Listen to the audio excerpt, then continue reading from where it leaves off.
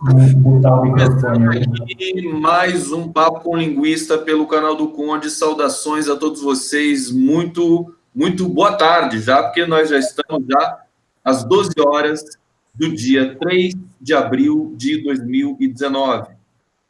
A gente vai começar aqui o nosso papo com o Pablo Arantes, que é professor da UFSCar, professor de Linguística, e o Leonardo Couto, analista do CNPq, nosso convidado aqui, habitué do nosso Papo com Linguista.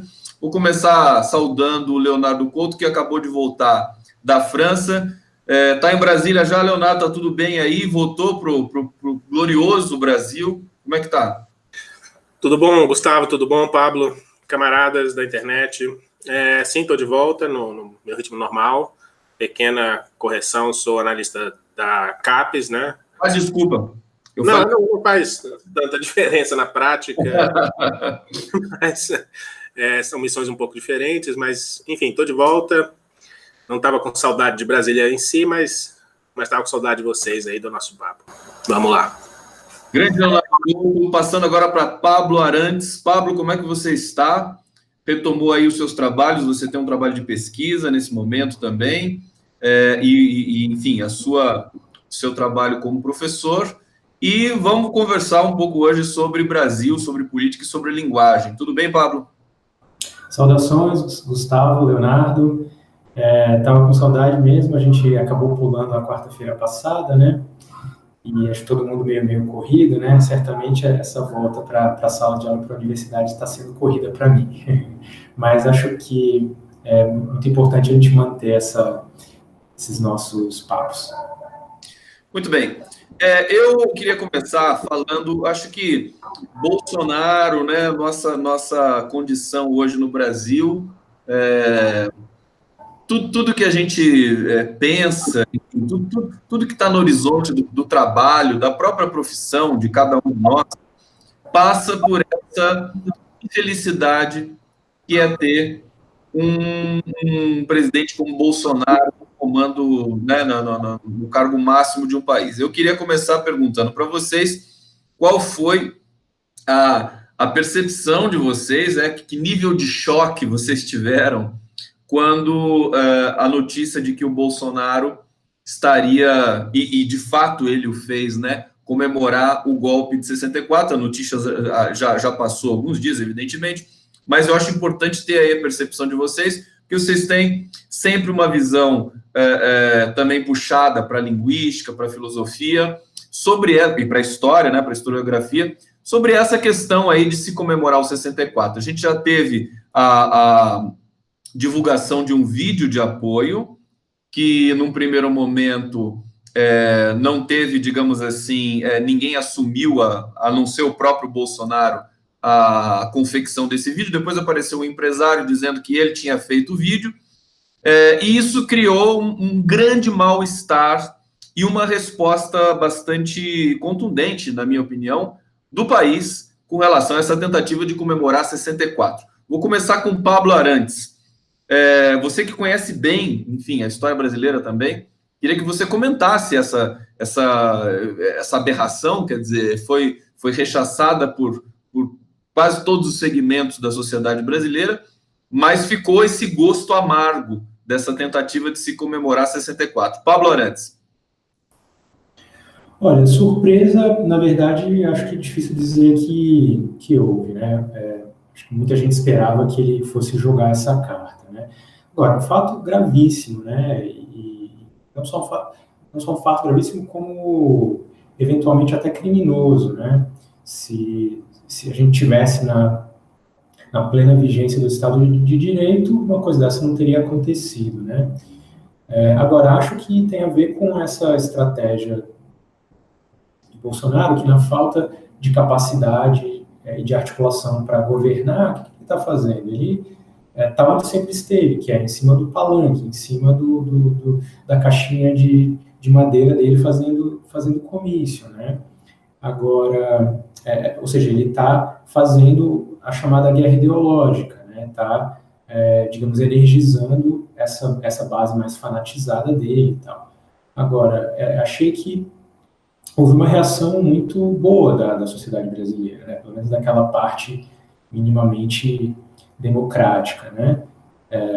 E acho que é muito importante, eu acho que assim, a gente precisa também adotar um pouco essa tática digamos, de defender nossos valores, ou para dizer de outro jeito, da guerra ideológica, né? A gente tem que defender nossos valores. Então, acho que essa, por exemplo, é uma coisa que precisa ter resposta, né? A gente precisa dizer, olha, isso é inaceitável, tal, porque senão vai se criando uma narrativa, né? Que nem a história acho que depois a gente vai falar disso, né? Do nazismo é de esquerda. Se isso é a estratégia Goebbels, né? Repita uma coisa 1000 vezes, uma mentira 1000 vezes, e ela pode se tornar verdade, né? Então, a gente precisa combater, né? Eu acho que há outras estratégias comunicativas do bolsonarismo que devem ser deixadas cair no vazio, mas essa não, né? Acho que essa não. Ele não consegue desmamar desse tipo de comunicação, né? Ele não consegue, não. Acho que até a possibilidade de ter contratado alguns especialistas para falar, escuta, agora você precisa assumir o papel de presidente da República porque você ganhou uma eleição. Nem isso eles tiveram a sensibilidade de fazer. Leonardo Couto, queria que você trouxesse aí as suas percepções. E antes de passar para você, eu quero saudar, já tem muita gente chegando aqui na nossa transmissão, Jorge Luiz Moreira de Santana, Mirtz Lacerda, Zuleide Cardoso, Eliene Coutinho, Marilda Jardim. Saudações a todos vocês. Daqui a pouco eu faço uma rodada de leitura aqui dos comentários. Leonardo Couto, é com você. Gustavo, eu concordo com o Pablo. Realmente não é surpreendente ele ter feito isso, né? Porque ele já vinha falando há muito tempo, enquanto parlamentar, na campanha, todo o apoio dele da ditadura. Ele consegue apoiar mais a ditadura que o piores dos militares, né? Os militares ficaram constrangidos um pouco com toda a coisa, anteciparam a suposta celebração, né? Não deram, botaram panos quentes ali. Assim, ele é mais louco que o pior dos militares, né? E realmente a resposta da sociedade foi muito boa, né? Porque a gente sabe, a gente não tem dúvida de ter sido um golpe, de ter sido violento, de ter sido cometidas injustiças, né? Mas para ter uma nova geração ou de pessoas que estavam um pouco a par, né? Estavam à parte, de que é possível que essa nova narrativa colasse, né? Mas aí você teve gente, publicamente, pessoas que não eram ativistas da esquerda, falando das torturas que sofreram. Acho que um dos casos é o Paulo Coelho, né?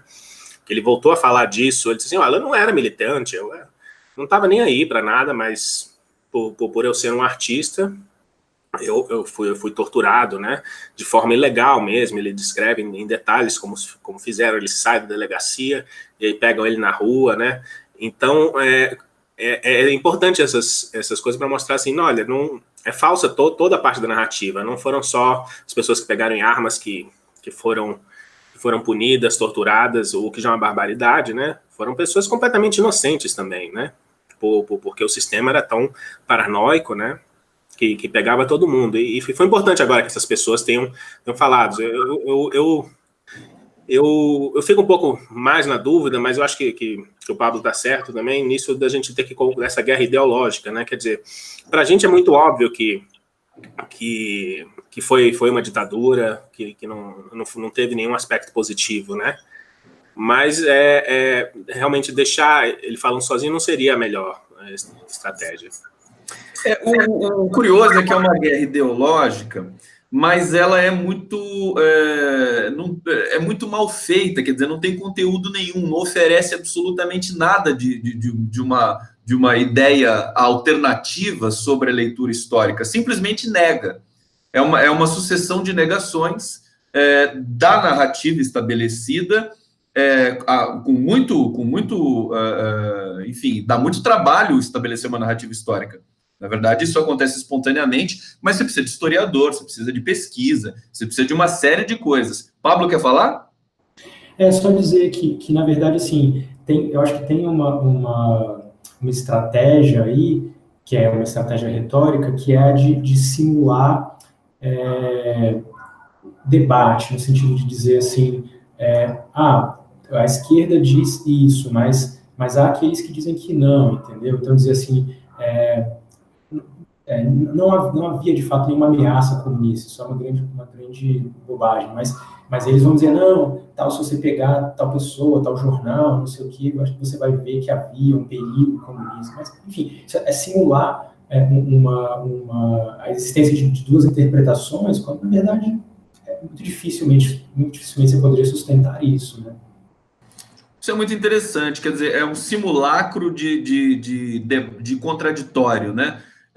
Isso é muito interessante trazer à tona, porque toda essa violência retórica que recrudesceu aí nas redes sociais e mesmo na sociedade brasileira como um todo, ela às vezes parte de um pressuposto muito estranho, que é assim, bom, eu tenho o direito de expressar minha opinião. Eles associam, por exemplo, a história de, por exemplo, dizer que, não, Hitler estava certo, que isso é liberdade de expressão, e não é burrice, e não é enfim, uma violação de direitos humanos, enfim, absolutamente posta, né? Você exaltar, por exemplo, aí o autor de 6 milhões, intelectual, autor de 6 milhões de assassinatos, o Holocausto.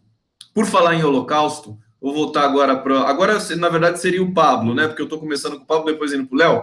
Vamos começar com o Pablo de novo, que é para falar da visita do Bolsonaro ao Museu do Holocausto, que também aí suscitou justamente mais uma ferida dessa tentativa muito frágil, né? De tentar discutir se nazismo é de esquerda ou de direita, que é a fala do chanceler brasileiro, nazismo é de esquerda, ele escreveu sobre isso no seu blog, quem diria um chanceler escrevendo num blog, provocando o vexame de todo Itamaraty, que escreveu uma carta-resposta sem assinar, a Folha diz que é apócrifa, mas não é apócrifa, eles simplesmente não assinaram para não sofrer represálias. E o Bolsonaro indo no próprio Museu do Holocausto, você tem lá, enfim, a narrativa posta ali, inclusive no site do Museu do Holocausto, nazismo, movimento de direita, e ele vai lá e reafirma isso. Como é que você vê essa visita do Bolsonaro de maneira geral em Israel, Pablo? E essa visita? Eu conversei com o judeu progressista, o Márcio Storch, a palavra que ele usou para a visita do Bolsonaro no Museu do Holocausto é macabro. Foi uma coisa macabra. Alguém que defende torturador, que defende, enfim, política de extermínio, e no Museu do Holocausto é realmente uma coisa estranha. Pablo? Acho que a melhor qualificação é essa mesma, é uma coisa macabra, né? Agora, para voltar um pouquinho, essa história de simular o dissenso, né, de simular a existência de uma discordância onde ela não existe, isso aí, se você pensar bem, é um modus operandi típico enfim, certos discursos, e esse discurso da extrema-direita usa muito. E aí, por exemplo, você vê que no discurso sobre a negação do aquecimento global, a negação de que, por exemplo, o tabaco causa câncer e tal, o que eles sempre fazem? Há discordâncias, há cientistas, então, assim, embora 99,9% dos cientistas digam que, olha, o aquecimento global é uma realidade, você vai encontrar um cara que tudo bem, ele é cientista de formação, mas ele nunca estudou aquilo exatamente, ele vai dizer, não, olha, não é bem assim, mesma coisa, isso aconteceu, isso é documentado, assim, né? E eu acho que nessa história de dizer que o nazismo é de esquerda, né? Bom, nem diria, assim, nem sei quem se alguém com o mínimo de credibilidade diz que o nazismo é de esquerda. Na verdade, isso parte de uma interpretação muito idiota, que já que tinha nacional-socialismo no nome do partido, então ele era socialista, portanto era de esquerda, né? Eu gostei muito de um comentário que acho que foi a Sinara Menezes que postou aqui, disse assim, olha, ele quer saber mais do que o Hitler, né? Porque o Hitler não tinha nem problema de dizer que ele era um cara de direita, né? Eu acho que nesse caso está mais para uma estratégia que a gente chamaria de orwelliana, né? em referência ao George Orwell, né, o cara do 1984, que é essa tentativa de inverter o sentido das palavras, né? Então, dizer guerra é paz, né? Liberdade é prisão, né? Que são as palavras que abrem o romance 1984, né? Que essa tentativa é ridícula, mas ao mesmo tempo a gente não pode ficar parado diante dela de trocar o sinal de tudo, né?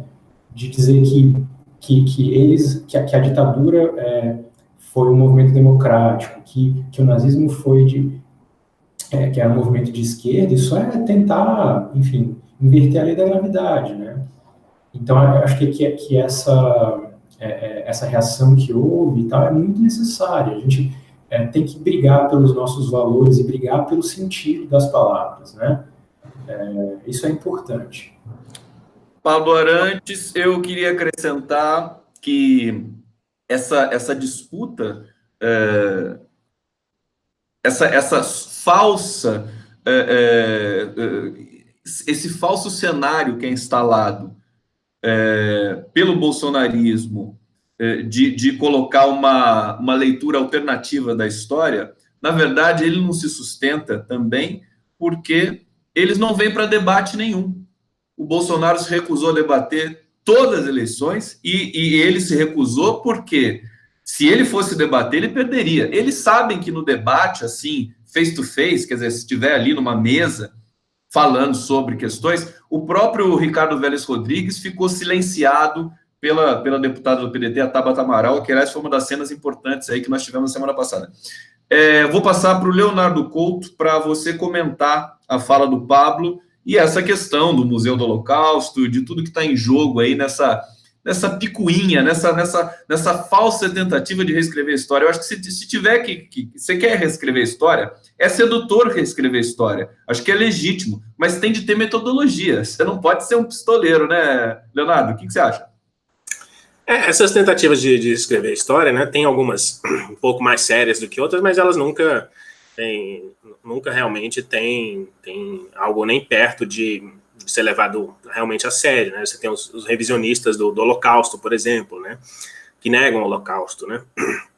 Isso você já tem um número maior até de acadêmicos reais tentando fazer isso, né? E no caso da ditadura, você deve ter um ou outro aí que tenta fazer isso, né? Mas, enfim, a gente sabe do quão frágil é isso, né? E aí eu vou acrescentar que essa coisa essas falsas dicotomias, né, essas falsas polêmicas, as pseudopolêmicas, elas em parte são alimentadas também pela imprensa, né? Que dá esse princípio de dar um balanço, né, quando está falando de algum assunto, né? E aí tem vários casos e você pega assim, fulano disse que nazismo é de direita, ciclano disse que é de esquerda, né? E aí parece que é metade, parece que é uma coisa realmente que se duvida, e não é toda reportagem que se dá o trabalho de dizer que, olha, essa tese é minoritária, né? Então cria-se esse falso balanço. Isso acontece, que o Pablo deu o exemplo com a mudança climática, né? E dá dessa impressão de que realmente existe algum diálogo, alguma polêmica, quando de fato não existe. Mas e a mais ridícula de todas, que não interessa muito a gente agora, que é dessa da Terra plana, né? Que os jornais ficam dando um monte de matérias destas, dizendo, a Terra é plana, fulano acha que a Terra é plana. Não, assim, o jornalismo não é isso, ouvir os dois lados e chegar a um consenso, é chegar na verdade, né? Você diz, não, esse aqui está errado, esse está certo, né?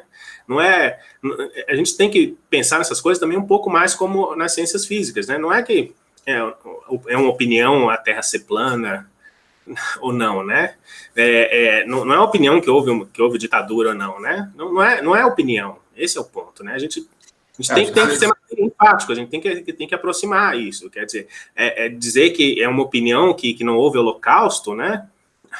Não dá, né? Então, isso a imprensa não trata de maneira parecida, né? Acho muito interessante, deixa eu só fazer uma intervenção, acho muito interessante o que você está falando, Leonardo, porque acho que tem uma confusão muito grande. Eu sempre digo, eu venho dizendo há algum tempo, né? Nós já conversamos sobre isso, que existe uma crise, nós estamos não só numa crise política, mas numa crise da própria linguagem, do próprio funcionamento da linguagem. Isso é uma opinião um pouco pessoal minha, mas acho que fica um pouco estampado, porque existem movimentos de, por exemplo, literalização de enunciados no cenário. E aí você coloca um outro fenômeno, que confunde opinião com factualidade, e vice-versa. No site Brasil 247, muita gente, às vezes, não entende, e aí acusa de fake news e alguma coisa assim. Por quê? Porque é um site que tem muita opinião, né? E quando se tem opinião, as opiniões viram manchetes e tudo mais, aquilo é uma opinião, quer dizer, não é uma constatação. E daí algumas pessoas, detratores em geral, né? Agora reduziu muito isso, mas aí tem essa dificuldade de leitura. Deixa eu fazer uma leitura, falar nisso, dos nossos queridos internautas que estão aqui acompanhando o Papo com o Linguista. Rogério Tablian, querido, parceiro de debate, também está aqui. Boa tarde, saudações para você. Jorge Luiz Moreira Santana, já li esses nomes aqui. Zuleide Cardoso, Marilda Jardim. Deixa eu ver aqui se tem algum comentário diretamente para a gente. Leonardo Leon está dizendo, né, uma mentira repetida à exaustão continua sendo uma mentira. O que acontece é que as pessoas passam a acreditar irracionalmente na mentira. É uma tese, é uma maneira de ler esse enunciado aí do Goebbels, né? Júlio César Ribeiro, pior que a maioria do povo acredita. Vamos avançar. E aí eu queria comentar que sob essa cortina de fumaça ideológica, essa pseudo-tentativa de debater, é curioso. Aí eu acho que eu faço mais uma pergunta para a gente amarrar esse tema, né? A reescrita da história, a reinterpretação de processos históricos, ela sempre vai acontecer. Só que ela acontece nas universidades, nos campos de pesquisa, eventualmente na publicação de livros, enfim, de historiadores, de jornalistas, e ela vai se constituindo ao longo aí de um tempo, né, que demanda um certo tempo para você produzir uma revisão histórica. Vamos supor que fosse possível revisar alguma coisa com relação ao Holocausto, com relação ao golpe de 64. Mas eles querem fazer isso a fórceps. Esse que é o problema. Eles querem fazer isso através do lugar de fala de um chefe de Estado, basicamente, e desse poder. Eu acho isso muito curioso, quer dizer, é uma espécie também de não saber jogar o jogo da produção de conhecimento. Eles se negam a produzir conhecimento e querem entrar nesse campo do conhecimento, que é o campo historiográfico sociológico. Pablo, você teria algum comentário para fazer sobre isso? Eu ia dizer uma coisa, que você estava falando de fenômenos de literalização, né? Essa coisa de você dizer assim, mas se o Partido Nazista era o Partido Nacional Socialista, então, se tem a palavra socialista, ele era de esquerda. Esse, por exemplo, é um exemplo dessa estratégia de literalização que pode ser usada, digamos, ingenuamente, ou pode ser usada de maneira safada, digamos assim, né? Você sabe que isso é uma grande bobagem, mas você usa mesmo assim, né? E você tinha falado também de crise na linguagem, né? Eu acho que tem uma crise no discurso público, né? Eu acho que tem uma crise, concordo em parte com o que você falou, assim, a maneira como o debate público tem funcionado, não só no Brasil, né? Acho que, por exemplo, a ascensão de um termo como pós-verdade, ela é um resultado disso, né? Essa ideia de que agora você pode usar argumentos loucos, né? Você pode usar argumentos completamente estapafúrdios e, digamos assim, se safar em alguma medida, né? Eu acho que tem uma novidade aí que é muito importante, que são os meios técnicos novos, né? Por que um grupo eu acho boa essa expressão que você usa de pistoleiros, né? Porque nesse caso é um grupo de pistoleiros, não só no sentido literal, no sentido figurado.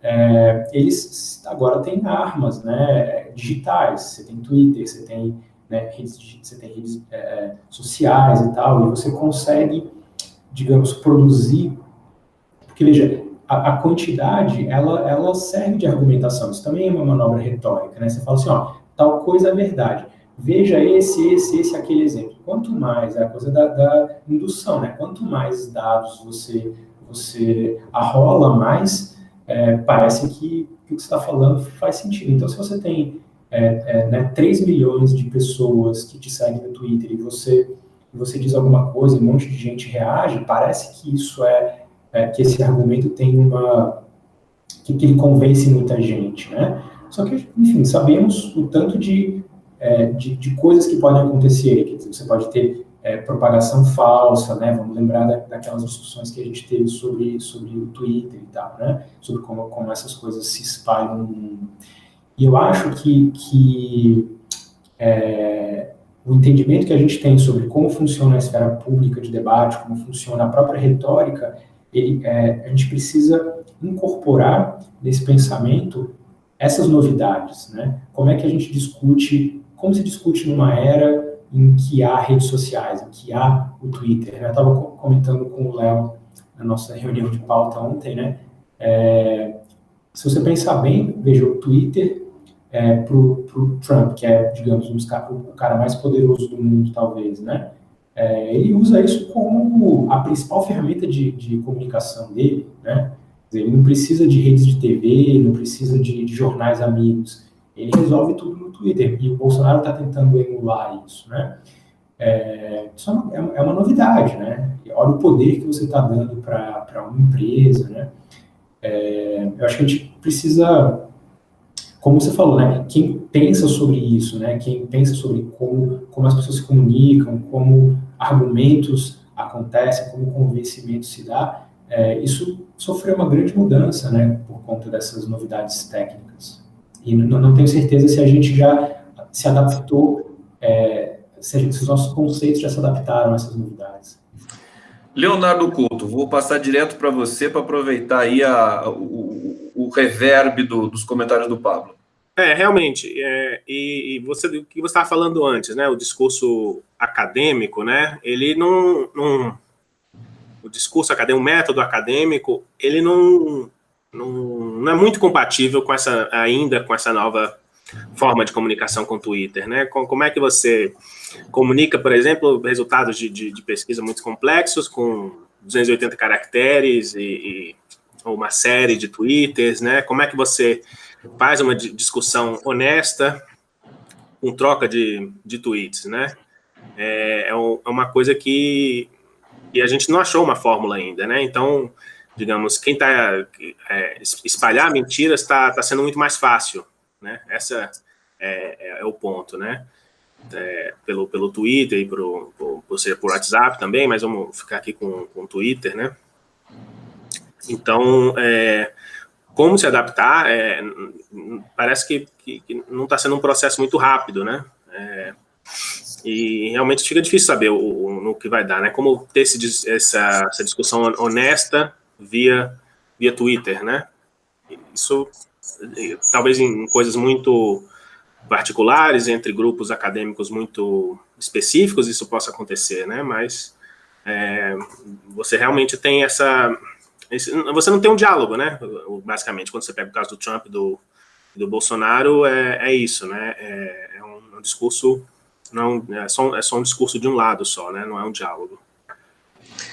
Muito, muito curioso que a gente esteja também falando sobre isso. Eu não sei qual eu fico tentado a tentar descobrir, né, o que está se passando na sociedade americana, se eles estão tendo essa mesma aflição que os brasileiros por terem o Trump ali, enfim, liderando um processo através de redes sociais. A imprensa americana é diferente da brasileira, a gente sabe disso. A imprensa brasileira talvez seja uma das piores do mundo, é muito familiar a imprensa tradicional brasileira. E aí nós temos, eu acho que isso também, em grande medida, é responsável por essa aí... Por essa... Já assistiu Fox News, né? Sim, por quê? Já assistiu Fox News? Não, é pior do que qualquer coisa que a gente tem aqui. É pior? Não, mas é que lá a Fox News é mais uma, né, Leonardo? Mas é uma grande. uma grande... E tem outras que em menor escala fazem também. Mas a imprensa americana não é familiar como a brasileira, concorda? Não. No caso da Fox News, chega talvez um pouco, mas realmente não é. Não tem realmente não chega a ser familiar, né? Bom, de qualquer maneira, perfeitamente. De qualquer maneira, a questão que eu queria trazer agora, para a gente fazer assim uma amarração com a questão política e concreta, né, da cena brasileira política, é que, a despeito de tudo isso que está se falando, dessa tentativa de disputa artificial por narrativas históricas, dessa maneira bastante precária que nós assistimos, isso até paralisa a reação da esquerda, mas no caso da comemoração de 64, a resposta foi muito contundente, foi muito importante. Eu acho que foi um grande erro estratégico do Bolsonaro, que é uma coisa que ele também é especialista em produzir, né? Erros estratégicos políticos, que ele acha que ele ainda está em campanha, etc. E aí, a minha pergunta é, o Marcos Coimbra disse ontem, que é o diretor do Vox Populi, que o Bolsonaro tende a despencar, né? A popularidade dele está absolutamente despencando. Nós temos aí várias pessoas abandonando o barco. Tem comentários aqui no nosso chat já que os ruralistas estão abandonando. Evidentemente, eles não podem continuar juntos com alguém que só promove a precarização do setor ruralista no Brasil, do setor de exportação, com essas atitudes de tentar, por exemplo, fortalecer uma aliança com um outro representante da extrema-direita e que causa um ruído muito grande nos povos árabes, como é o caso do Netanyahu. Nós estamos vendo esse governo, todo ele, ruir, até porque também há uma desarticulação política muito grande. Eu vou perguntar primeiro para o Pablo. O que você acha que pode acontecer nos próximos meses aí, nos próximos momentos do Bolsonaro? Quer dizer, você tem a tentativa de aprovar a Previdência, eles já estão pensando na tributária também, e eu estou vendo que, quer dizer, a possibilidade do Bolsonaro ser expelido desse processo, ela diminui proporcionalmente a apatia e a uma espécie de esquizofrenia da nossa imprensa. Acho que eu vou passar logo para o Pablo para não me alongar muito aqui, e depois eu faço uma intervenção. Pablo? Um comentário sobre a história da viagem a Israel e os ruralistas, né? É interessante como o que eles fizeram ali mostra uma inabilidade, um entendimento muito ruim sobre como funciona a diplomacia, né? O Heleno falou assim, olha, foi um erro, talvez, ter ido lá no Muro das Lamentações e tal, mexer com isso, mas a gente sabe que uma coisa, outra coisa, a gente vai remendar aí o que tiver que remendar, para eles continuarem comprando, para o mundo árabe continuar comprando nossa carne, né? Agora, porque isso é uma falta de entendimento sobre como funciona a diplomacia? Porque não é assim, entendeu? Diplomacia é posicionamento, diplomacia é imagem, né? E é interessante que mostra como os militares mudaram, né? Porque essa aproximação com os países árabes começou no tempo do Geisel, né? Teve uma coisa muito simbólica que aconteceu, que foi o Brasil votou favorável a considerar o sionismo uma forma de racismo, né? Então não foi assim que a gente tinha um monte de gente querendo exportar carne para o mundo árabe. Assim, a partir desse gesto, dessa sinalização, começou uma aproximação que, depois de muito tempo, redundou nisso, nessa relação comercial forte e tal. Então você não faz sinalizações tão fortes e poderosas como levar o primeiro-ministro de Israel, que é um cara que é um genocida, né, para visitar o Muro das Lamentações e abre um escritório comercial em Jerusalém, e você vai esperar que os caras, que o mundo árabe vai dizer assim, não, tudo bem, ele fez isso, mas a carne deles é boa e barata, né? E mostra como o entendimento dos militares de antigamente não são mais como os militares de hoje, né? Porque eles não deviam ser os caras racionais e e gestores, etc., e parece que eles estão metendo os pés pelas mãos nesse aspecto, né? Agora, sobre essa questão da popularidade do Bolsonaro, né, eu acho que realmente não há... É muito natural que isso esteja acontecendo, porque ele não oferece soluções, ele só oferece problemas. A questão é que não está claro no horizonte o que colocar no lugar dele, né? Eu acho que isso é o que vai definir, né? É difícil fazer prognósticos aí, mas eu acho que há uma busca por alternativas, mas ninguém sabe se é Mourão, ninguém sabe se é... Entende? E eu acho que, de uma certa forma, também há uma... eu acho que há uma certa coisa, inclusive na maneira como a chamada imprensa progressista cobre essa crise de popularidade, que é um pouco trabalhar com essa ideia de que ele tá para cair e tal. E, enfim, não é bem assim, na verdade, né? Enquanto não tiver nada para colocar no lugar, ele não vai cair, né? Então a gente acho que tem que pensar um pouco nisso, né? Quando olha para essa situação, né? O que vem para o lugar, né? É um Mourão, é uma coisa pior, ou vai haver um movimento janista por parte do Bolsonaro, né? De vou tentar eu mesmo fechar o Congresso aqui e tal. Não sei dizer não, acho que está tudo muito Eu acho louco. que, Pablo, eu acho que o que pode definir, além disso que você está falando, é realmente a situação econômica, né? Aquela história do James Carville, né? O assessor do Clinton, né? É economia estúpido, porque a situação, o que a gente percebe no noticiário um grande esgarçamento de todos os setores econômicos brasileiros e a absoluta falta de sensibilidade do governo para esses setores. Então você começa a ter realmente uma indisposição grande, mas você tem toda a razão, e eu estava justamente querendo colocar essa cifra aí na nossa discussão, que é um presidente zumbi, como o Temer foi, ele é interessante para o sistema. O problema é saber até que ponto é interessante para o sistema, que é um presidente assim, sem popularidade, um presidente sem articulação de maneira grotesca, né, com o Congresso e com a própria sociedade brasileira, mas ele vai sendo empurrado em banho-maria, assim, né, e vai ficando um pouquinho mais. Enquanto isso, outras forças políticas e empresariais vão moldando aí o que resta de possibilidade de Brasil. Leonardo. Que eu acho que só para concordar, é que eu acho que o Desculpa, pode falar. O Temer era mais manobrável, quer dizer, você sabia-se como manobrá-lo, né? Eu acho que a questão as forças que colocaram o Bolsonaro lá, elas aprenderam a como fazer o volante ali com ele, né? Ou vai ter uma hora que eles vão dizer, ele é assim, ingovernável, né? Não dá para influenciá-lo, então vamos colocar outra coisa. Acho que essa é uma questão. Boa, Leonardo.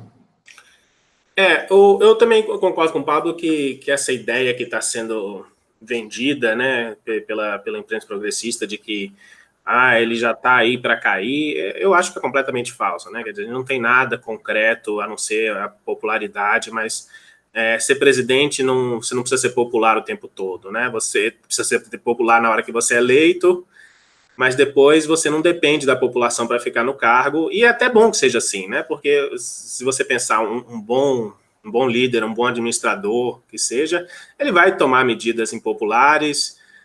Isso imagina que o Bolsonaro fosse bom, né?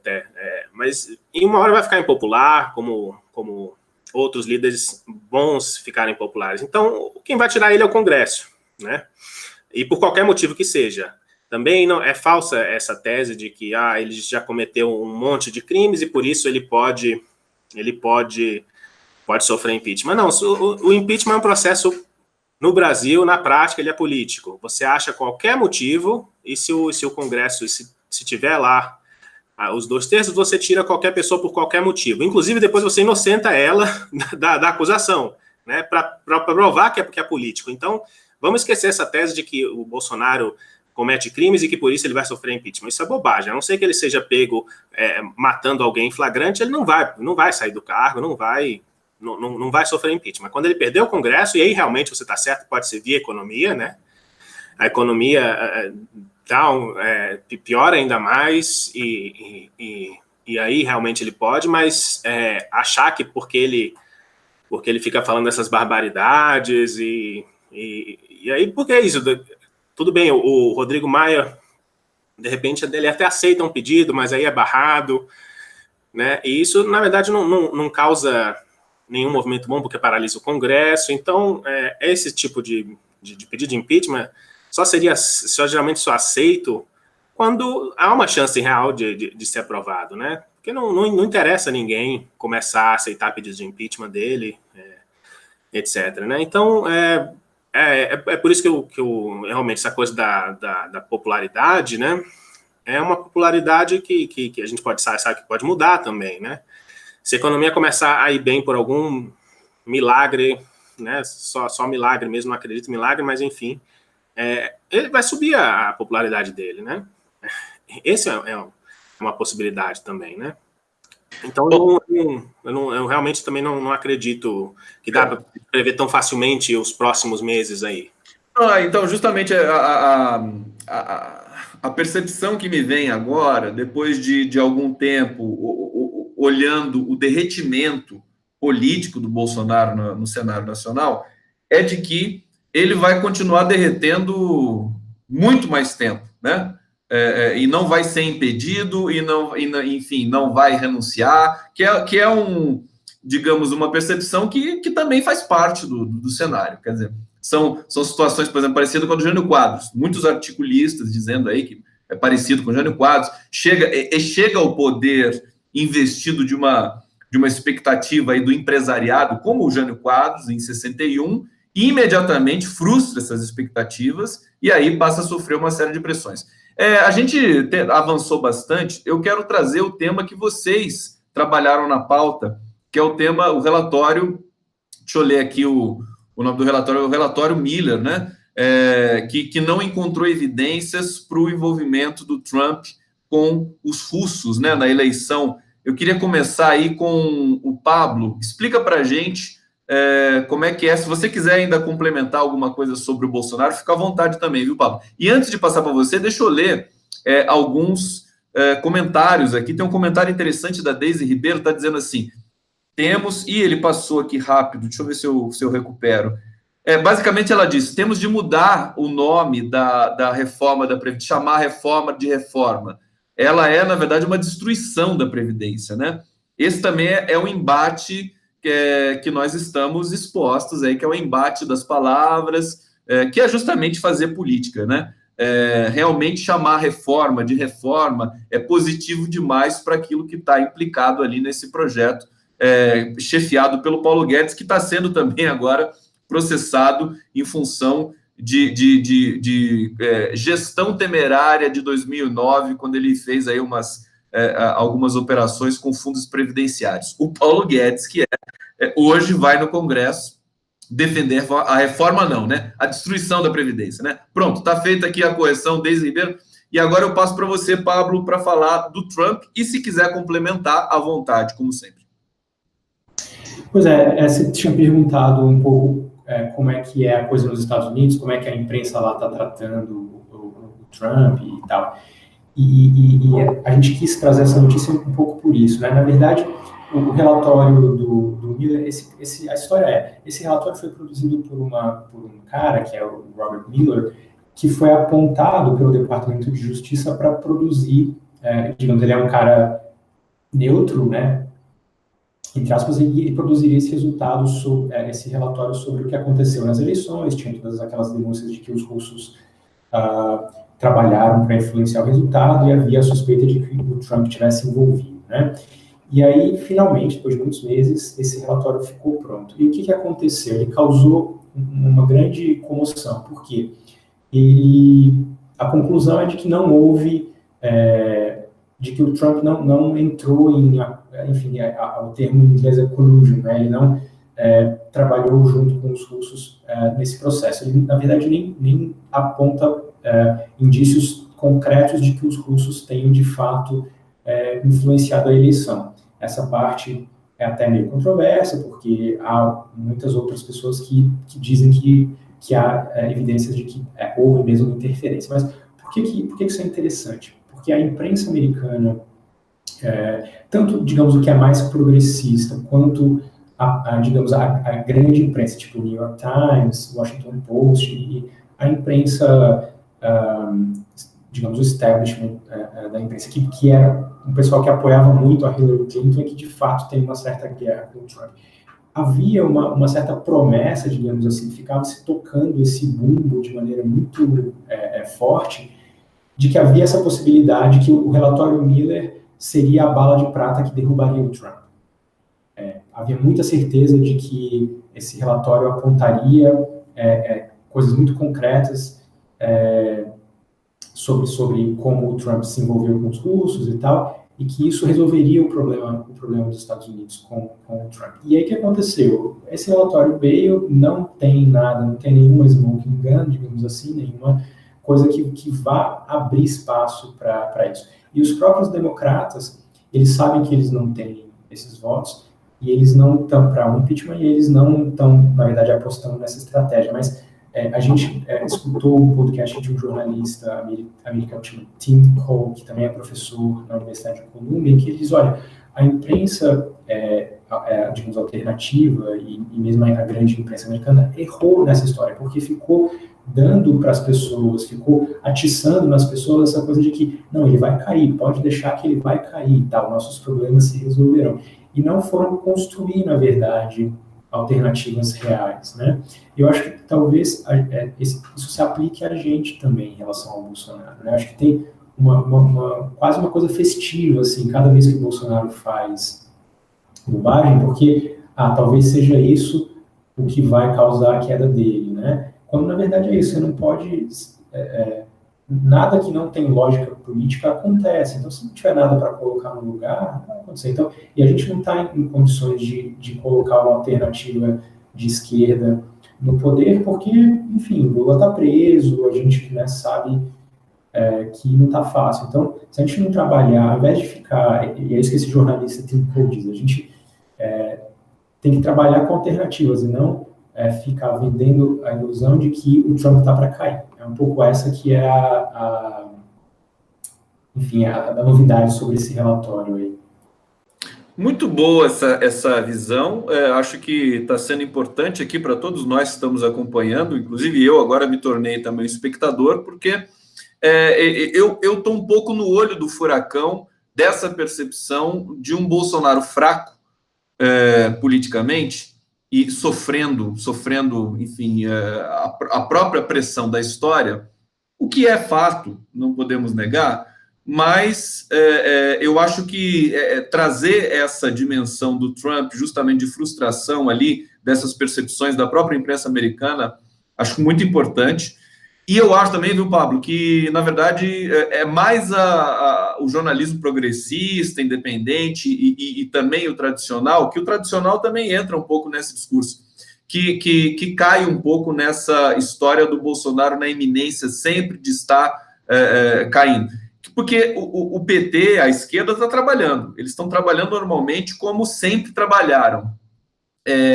E aí, mas eu acho importante, então, que a gente traga também essa percepção para dentro da cena, que é o que vocês estão fazendo nesse momento agora. Eu acho muito interessante, e vou passar para o Leonardo Couto para fazer aí também os comentários acerca dessa questão do Trump. Eu me lembrei de uma coisa aqui, viu? Eu me lembrei da presidente do Congresso americano, que é uma mulher, não me lembro o nome dela, presidenta lá do Congresso, ela disse assim, o Trump não merece o impeachment. Ela usou essa frase, né? Como se não valesse a pena, porque também as eleições americanas estão despontando aí, né, Leonardo? Gustavo, eu não tenho muito a acrescentar além do que o do Pablo falou, que foi o que a gente discutiu ontem. Eu vou, se você me permite, trazer o nosso último tópico da pauta, né? Que é uma coisa mais linguística também, mas muito política também, como a gente vai discutir, né? Que foi o episódio lá da fala do Moro, né? Falando conge, né? Ele estava numa fala, acho que todo mundo viu, mas enfim, era uma resposta numa comissão, né? Uma fala espontânea. Ele estava dando um exemplo ali. Ele não é um grande orador, a gente sabe disso, né? Estava dando um exemplo ali no improviso. E aí falou por 2 vezes conge no lugar de cônjuge, né? A primeira coisa que eu pensei quando eu comecei a ver essa notícia, eu disse assim, pô, mas o cara é corajoso para tentar uma palavra dessa, né? Eu mesmo evito essa palavra de todos os jeitos, né? Porque é uma dificuldade mesmo, assim. Fala outra coisa, né? Fala esposa, sei lá, né? Mas... E aí eu fui lendo a repercussão disso e me dei conta de que a repercussão estava uma coisa muito... todo mundo... pegando no pé dele, né? E aí a gente foi ver isso ontem. Basicamente toda a imprensa progressista botou isso, não sei se dá para chamar de notícia ou uma tiração de sarro, ou que foi uma coisa, mas toda ela falando, né? E que é uma coisa que a gente sabe, que a gente estudou como linguista, que é basicamente não é uma crítica, né?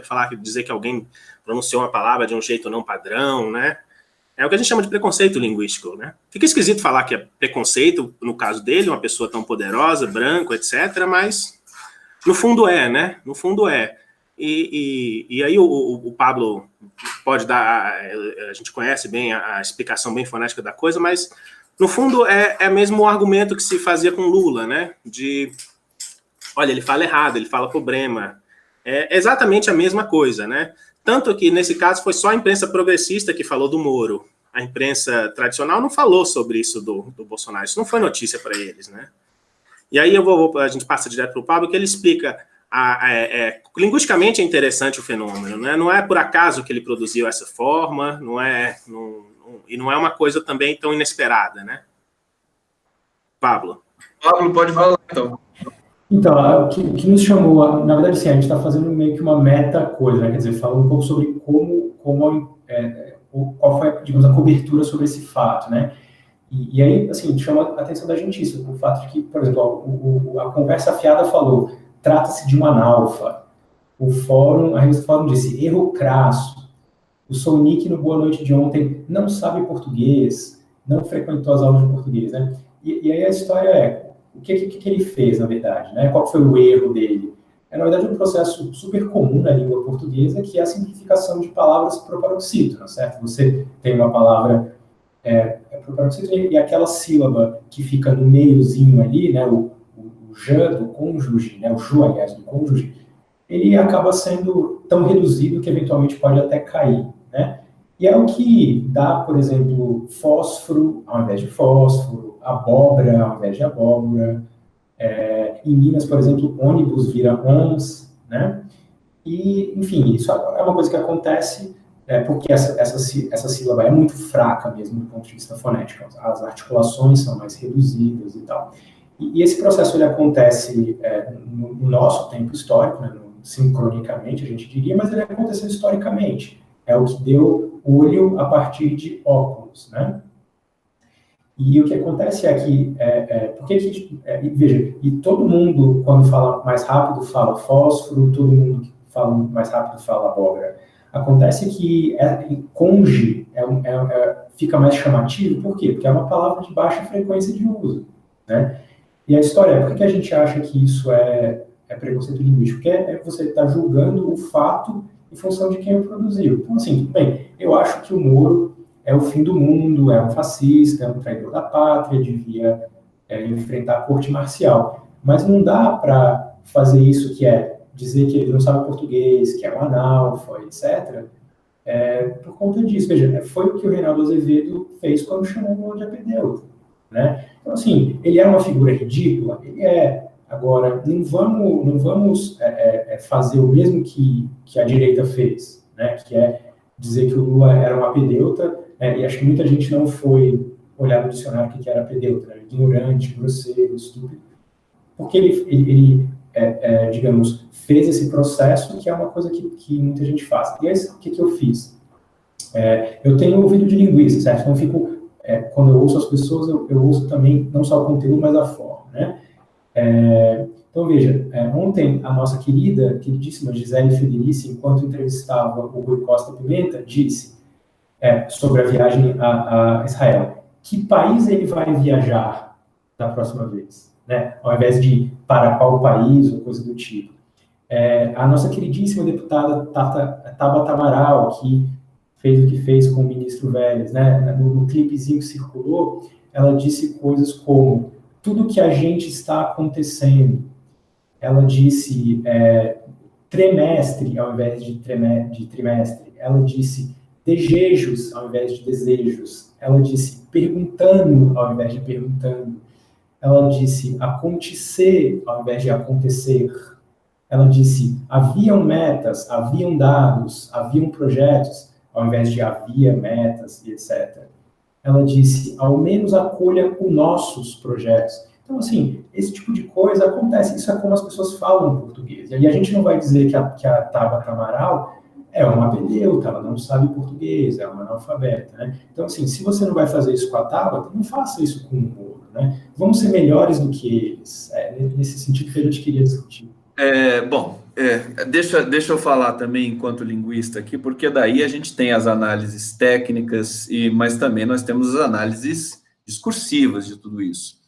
E na verdade, a explicação para essa zombaria em torno do Moro justamente decorre de quem ele é, da posição que ele ocupa, de poder, porque nós sabemos, todos nós, linguistas aqui, que a oralidade é um fenômeno absolutamente, todos vão cometer o tempo todo, nós estamos cometendo aqui, nós três, uma infinidade de desvios da norma padrão culta em função da nossa fala. Se a gente transcrever o que nós estamos falando aqui, vai aparecer isso é absolutamente natural. O problema do Moro, eu falei muito disso. Eu achei, em primeiro lugar, eu achei que conge ficou bonitinho, né? Eu achei bonitinho conge. Acho que devia mudar a palavra de uma vez, né? Muda de cônjuge, que é horrível de falar, para conge. Fica mais interessante. Agora, eu percebo outras... Acho que a gente também... essa percepção técnica da linguística, que já tem vários anos, o preconceito linguístico, enfim, essa questão que ela é projetada, em grande medida, para a população humilde. Para a população, para esse segmento mais sofisticado, procuradores, juízes e tudo mais, essa percepção do preconceito ela é como o racismo, né? Como o racismo, a questão do branco contra o branco e tudo mais, né? É uma outra dimensão. E o que eu percebi no Moro, em muitos, os juristas em geral, eles têm essa mania. Eles passam por cima da própria... evidentemente, eles têm a capacidade plena de produzir uma oralidade monitorada e controlada, como palestrantes, enfim, como pessoas que falam em público para serem devidamente entendidas. Mas existe uma certa preguiça, e eles fazem umas contrações que, na minha opinião, também são retóricas. Assim, ele que entende o que eu estou falando, que eu não vou ficar me esforçando aqui, não vou ficar usando energia para ficar pronunciando corretamente a palavra.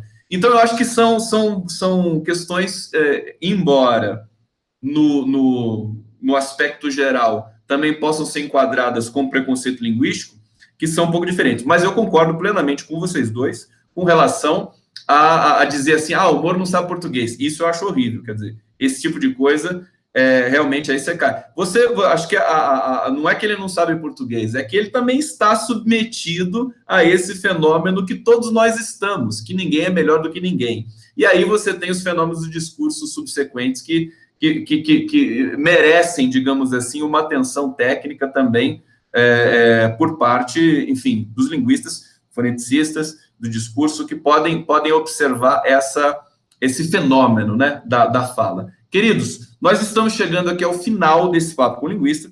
Eu gostei demais hoje da percepção, acho que vai merecer aqui um artigo. Aliás, quero cobrar do Pablo, que você vinha escrevendo aí para gente e tal, e aí não mandou mais seus artigos que são tão enfim, as pessoas adoram, são artigos muito consistentes, e fica aqui o pedido, o desejo para você voltar a escrever. Leonardo também, e vou passar para vocês fazer as considerações finais aí, começando com o Léo agora. Vai, Léo, querido. Tudo bom? Eu estou tentando segurar a fera aqui, o cachorro. Vamos ganhar uns coraçõezinhos de graça aqui, ó. Olha só! O Mano, apareceu o Mano. Coração. Ele ficou comigo hoje aqui e estava pronto. Mostra a cara dele aí que não deu pra gente ver. Peraí, cara. Aê, mano. Ele tá bem quieto, não é um cachorro de colo, não. Mas, enfim. Mas é isso, né? A gente quis trazer esse assunto também lá do Moro, e que a gente achou muito estranha realmente essa repercussão, né? Enfim, e realmente... Ela foi excessiva, não. Foi excessiva, foi. E acho que estava falando com o Pablo, realmente ele tem expertise, realmente é um artigo que ele pode, se der tempo aí, contribuir para o 247, eu acho que é uma ótima sugestão. E aí é isso, a gente fica aí para a semana que vem, a gente com a pauta que surgir. Grande Leonardo Couto. Abraço, querido. Pablo Arantes, faça suas despedidas para o nosso público. Só para completar a história, né? Eu acho que a gente está tentando fazer o papel de linguista-budsman da imprensa progressista, assim, né? Um papel cívico de linguista, não deixar que o lado de cá faça coisas absurdas. Foi, né? Bullying contra o Moro, né? Cometeram bullying. Eu cometi. Vamos fazer bullying com outras coisas. Ele tem muitas outras coisas. Tem muitas coisas para criticar o Moro, né? Muito melhores. Mas, enfim. Mas eu gostei muito do programa de hoje e vou fazer um esforcinho para transformar essas observações aqui no artigo. Pablo Arantes, muito, muito feliz de conversar com você, com o Leonardo Couto. Obrigado ao público que acompanhou a gente aqui. Público muito bom aqui no canal do Conde. Inscreva-se no canal do Conde. Daqui a pouquinho, eu vou estar na TV 247 fazendo a super live às 13h13. E nós teremos mais esse encontro, esse trio, vai estar junto na semana que vem para mais debates sobre linguagem e poder. Um abraço a todos vocês, um grande beijo.